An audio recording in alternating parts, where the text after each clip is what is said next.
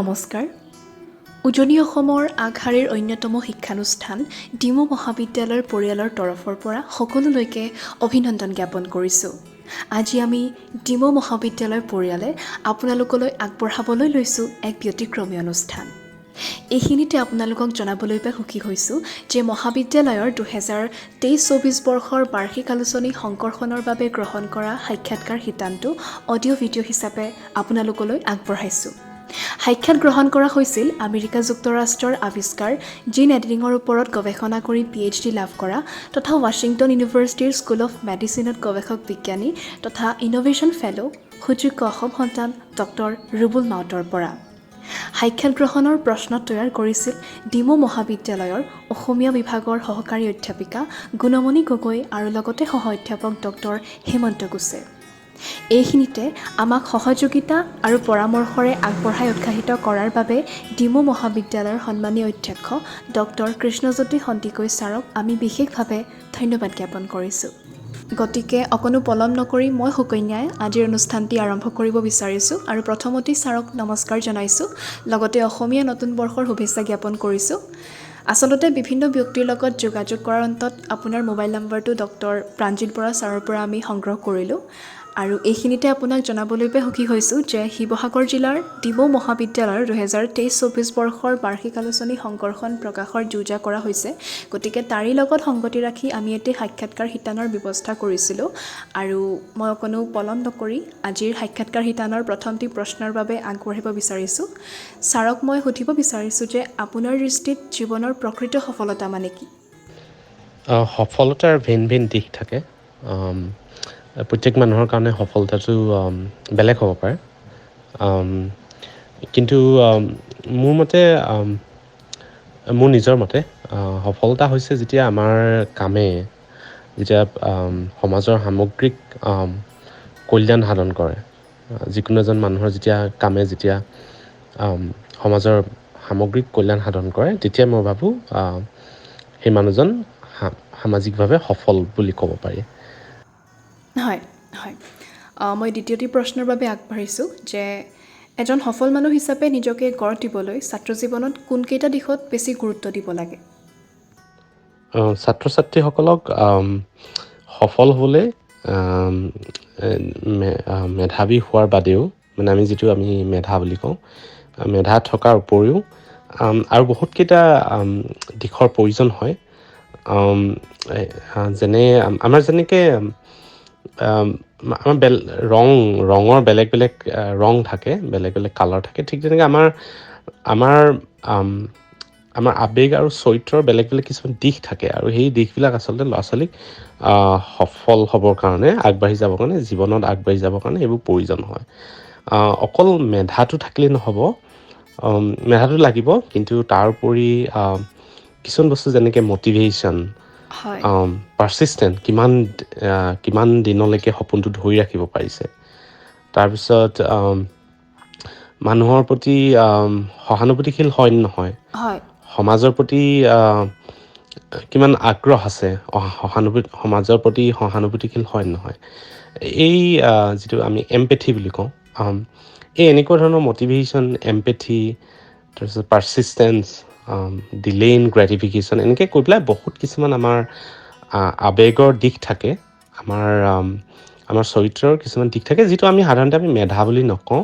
এইবিলাক আমি বেলেগ এটা দিশ, আমি যেনেকৈ হাঁহি কান্দোন এনেকুৱা ধৰণৰ আৱেগবিলাক থাকে, ঠিক তেনেকৈ বিভিন্ন ধৰণৰ দিশ থাকে আৰু সেই দিশবিলাকৰ খুব প্ৰয়োজন হয়, অকল মেধাই নহয়। মেধাটো বহুত ল'ৰা ছোৱালী, ধেৰ চোকা ল'ৰা ছোৱালী থাকে, কিন্তু বহুত বেছি আগবাঢ়ি যাব নোৱাৰে। তাৰ কাৰণটো হ'ল বহুত ল'ৰা ছোৱালীয়ে এই যিবিলাক আমি ইম'চনেল ইণ্টেলিজেঞ্চ বুলি কওঁ, এই বস্তুবিলাক বহুত ল'ৰা ছোৱালীয়ে নিশিকে, যে আমি সমাজখনৰ প্ৰতি কেনেকৈ দায়বদ্ধ হ'ব লাগে, মানুহৰ জীৱনৰ প্ৰতি কেনেকৈ আমি হ'ব লাগে, সহানুভূতিশীল হ'ব লাগে, এই কথাবিলাক।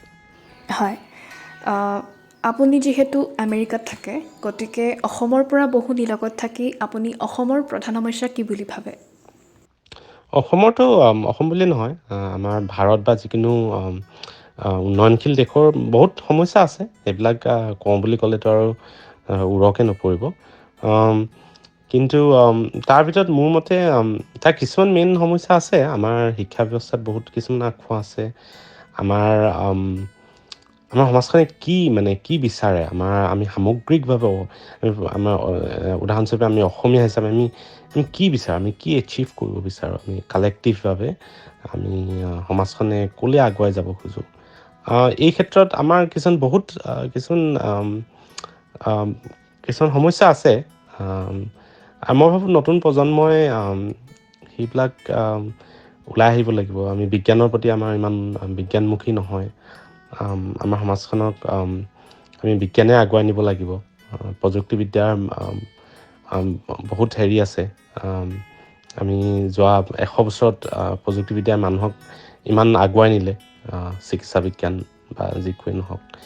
গতিকে এই দিশবিলাক আমাৰ সমাজখনে ভাবিব লাগিব। কাৰণ কেলৈ আমাৰ সমাজখনৰ মাত্ৰ কেইটামান দিশেই আমি ইমান দিনৰ পৰা কৰি আহিছোঁ, যোৱা 100 বছৰ ধৰি পেলাই। আমি সংগীত, সাহিত্য এনেকুৱা ধৰণৰ কামবিলাক কৰি আহিছোঁ। কিন্তু আমাৰ নতুন কিছুমান দিশ, যেনেকৈ বিজ্ঞান, অৰ্থনীতি, এই বস্তুবিলাক আমি একেবাৰে আমাৰ অসমীয়া সমাজে একেবাৰে হেৰি কৰা নাই। গতিকে মই ভাবোঁ নতুন প্ৰজন্মই এই বিষয়বিলাক লৈ পেলাই সমাজখনক আগুৱাই নিব লাগিব। হয়, হয়। নিবনুৱা সমস্যা বৰ্তমান এটা জ্বলন্ত সমস্যা, যিটো আমি সকলোৱে জানো। গতিকে সাম্প্ৰতিক অসমৰ প্ৰেক্ষাপটত নৱপ্ৰজন্মক এই ক্ষেত্ৰত আপুনি কি ক'ব বিচাৰিব? নিবনুৱা সমস্যাৰ ক্ষেত্ৰত মই ভাবোঁ বহু সময়ত প্ৰত্যেক ল'ৰা ছোৱালীৰ দায়িত্ব থাকে নিজকে যোগ্য কৰি তুলি পেলাই। আমাৰ আচলতে কিবা এটা কৰোঁ বুলি ক'লে বহুত কিবা কিবি থাকে চাৰিওপাশে। আমাৰ মনটোৱে আচল কথা। মই আগতে কৈছোঁ যে অকল মেধা থাকিলেই নহ'ব, আমাৰ মন, আমাৰ হেৰিবিলাক আমাৰ লাগিব কিবা এটা কৰিবৰ কাৰণে। মনটো লাগিব। আৰু মই ভাবোঁ প্ৰত্যেকে যদি কিবা এটা কৰিম বুলি কিবা এটা কষ্ট কৰে, ওলাবই। চাকৰিয়ে কৰিব লাগে বুলি কথা নাই।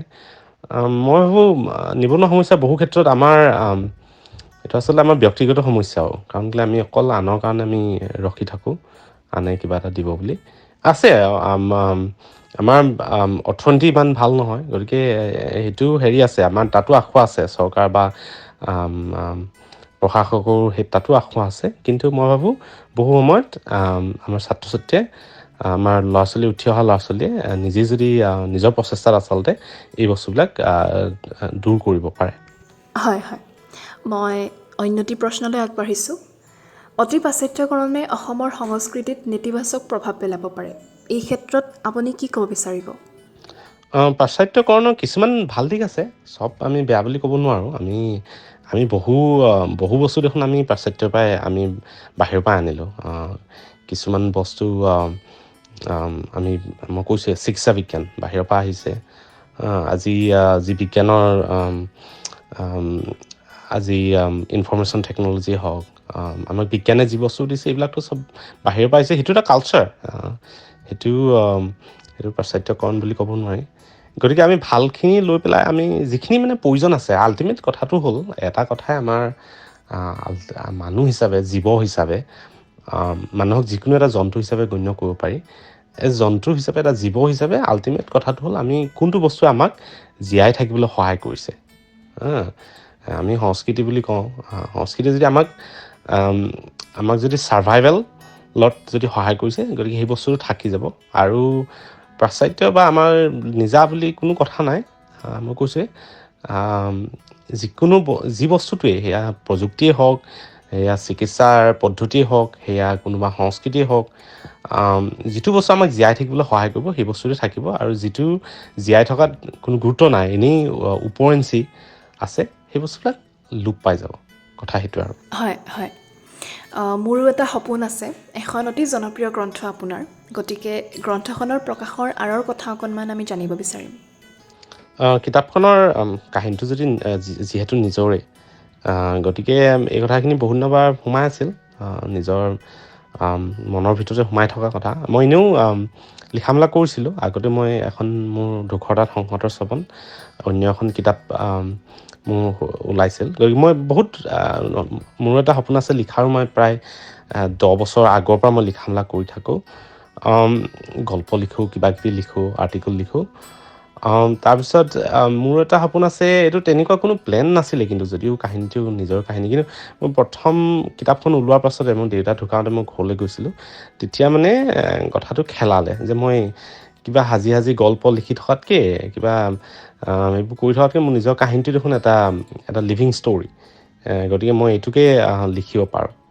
তেনেকৈ আহি পেলাই আৰু খুব মানে এটা আৱেগিকভাৱে খুব হেৰি হৈ থকা অৱস্থাত আছিল যে একেবাৰে মানে আৱেগে লম্ভি লম্ভি থকা বুলি কয় একেবাৰে। কাৰণ দেউতা ঢুকাই পেলাই মই ঘৰৰ পৰা উভতি আহিছোঁ। গতিকে সেই তেনেকুৱা এটা আৱেগিক স্তৰত আচলতে মই কিতাপখন লিখিছিলোঁ। হয় হয়। আপুনি কি ভাবে যে ছাত্ৰ জীৱনত প্ৰেমে ইতিবাচক প্ৰভাৱ পেলায় নে নেতিবাচক প্ৰভাৱ পেলায়? প্ৰেমৰ কথাটো সম্পূৰ্ণ ব্যক্তিগত। কোনোবাই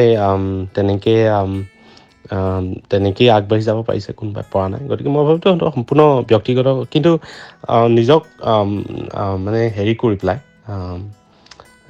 সংবৰণ কৰি কণ্ট্ৰল কৰি নিজৰ ভৱিষ্যতৰ কাৰণে যাতে আগুৱাই যাবৰ কাৰণে খুব মানে আৱেগিক নহৈ নিজকে আগুৱাই নিব পাৰিলে সেইটো কোনো কথা নাই। হয় হয়। মই অন্যটি প্ৰশ্নলৈ আগবাঢ়িছোঁ। আপুনি যিহেতু আমেৰিকাৰ দৰে এখন দেশত থাকে, গতিকে সেইখন দেশৰ কেনেকুৱা ধৰণৰ কথাই আপোনাক বিশেষভাৱে আপ্লুত কৰে? আমেৰিকা বা ৱেষ্টাৰ্ণ কাণ্ট্ৰিবিলাকৰ এটা ডাঙৰ দিশ হৈছে যে তেওঁলোকৰ এটা বিজ্ঞানৰ এটা সংস্কৃতি আছে, যিটো আমি ছায়েন্স কালচাৰ বুলি কওঁ। ইয়াত কথাবিলাক খুব যুক্তি আৰু ৰেচনেলি ভবা হয় আৰু বিজ্ঞানক খুব অগ্ৰাধিকাৰ দিয়া হয়। কাৰণ মানুহ জানে যে আল্টিমেটলি মানুহক আজি মিলিয়ন নিযুত বছৰ ধৰি পেলাই বিজ্ঞানেই মানুহক আগবঢ়াই নি আছে। আমি সভ্যতাৰ ধাপে ধাপে যদি আমি চাওঁ, প্ৰত্যেকটো স্তৰতে আমাক বিজ্ঞান আৰু নতুন উদ্ভাৱনে মানুহক ইমানখিনি আগুৱাই আনিলে। গতিকে ইয়াত আমেৰিকাত বিশেষকৈ এই বিজ্ঞানৰ প্ৰতি খুব হেৰিটো দেখিছোঁ। এটা ছায়েন্স কালচাৰ এটা আছে আৰু মানুহে বিজ্ঞানক যথেষ্ট সন্মান কৰে। গতিকে সেই বস্তুটো ভাল লাগে। হয়। সাম্প্ৰতিক সময়ত নৱপ্ৰজন্ম আৰু পুৰণি প্ৰজন্মৰ মাজত দৃষ্টিভংগী আৰু চিন্তাধাৰাৰ সংঘাত দেখা যায়। গতিকে এই ক্ষেত্ৰত আপুনি কি ক'ব বিচাৰিব? সেইটো থাকিবই, সংঘাত থাকিবই। পুৰণি প্ৰজন্ম আৰু নতুন প্ৰজন্ম প্ৰত্যেকৰ সময়ৰ লগে লগে আমাৰ মূল্যবোধটো পৰিৱৰ্তন হয়। আৰু মূল্যবোধটো আচলতে অকল মূল্যবোধৰ কোনো এনেকুৱা নিৰ্দিষ্ট কোনো হেৰি নাই, কোনো নিৰ্দিষ্ট এনেকুৱা ধৰাবন্ধা সংজ্ঞা নাই। এই বস্তুবিলাক সলনি হৈ থাকে, কাৰণ সময় সাপেক্ষে আৰু নতুন প্ৰযুক্তি আৰু আমাৰ চৌপাশৰ যিটো পৰিৱেশ তাৰ অনুপাতে মানুহৰ মূল্যবোধ সলনি হয়। গতিকে সেই মূল্যবোধৰ যিটো হেৰি সেইখিনিতে নতুন আৰু পুৰণি প্ৰজন্মৰ মাজত যথেষ্ট সংঘাত দেখা যায়। কিন্তু মই ভাবোঁ আল্টিমেটলি নতুন প্ৰজন্মইও নিশ্চয় পৰিস্থিতি সাপেক্ষে, গতিকে কিছুমান তেওঁলোকৰ যিবিলাক মূল্যবোধ সেইটো বেলেগ হয়। গতিকে মই ভাবোঁ সেইটো আচলতে আমি খুব যদি সমাজখনক বেয়া দিশে আগুৱাই নিয়া নাই, তেতিয়াহ'লে আমি সেইবিলাক গ্ৰহণ কৰিব লাগিব। আমি পুৰণি প্ৰজন্মৰ মানুহখিনিও বুজিব লাগিব যে তেওঁলোকৰ মূল্যবোধ বেলেগ, তেওঁলোকৰ ভেলুবিলাক বেলেগ। সেইটো আৰু। হয় হয়। ধন্যবাদ থাকিল ছাৰ। ইমান তত্ত্বগধুৰ কথাবোৰ ইমান সুন্দৰকৈ সহজ সৰল ভাষাত আমাৰ প্ৰতিটো প্ৰশ্নৰ উত্তৰ আপুনি উপস্থাপন কৰিলে, তাৰ বাবে আমাৰ ফালৰ পৰা আপোনালৈ অশেষ ধন্যবাদ থাকিল। আৰু এটা কথা ক'ব লাগিব যে ইমান কৰ্মব্যস্ততাৰ মাজতো আপুনি আমাক সময় দিলে, তাৰ বাবে আপোনাৰ ওচৰত আমি চিৰকৃতজ্ঞ হৈ ৰ'ম। আৰু শেষত আপোনাৰ অনাগত দিনবোৰৰ কাৰণে আমাৰ ফালৰ পৰা অশেষ শুভাশা থাকিলে। আপুনি সদায় ভালে থাকক, ভগৱানে আপোনাক সদায় ভালে ৰাখক, আৰু এনেদৰেই নৱপ্ৰজন্মৰ কাৰণে আপুনি সদায় আদৰ্শস্বৰূপ হৈ ৰওক। ধন্যবাদ।